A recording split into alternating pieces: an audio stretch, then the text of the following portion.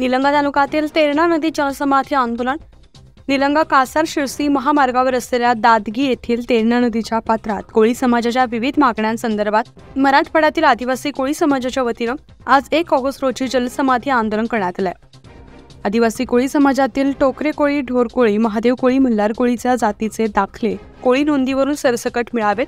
ज्या आदिवासी कोळी समाज बांधवांना जात वैधता प्रमाणपत्र मिळालं आहे त्यांच्या रक्ताच्या नात्यातील व्यक्तींना वैधता प्रमाणपत्र देण्यात यावं आदींसह विविध मागण्यांसाठी आंदोलन करण्यात आलंय. या आंदोलनात शेकडो महिला, पुरुष आणि विद्यार्थी मोठ्या संख्येनं सहभागी झाले होते.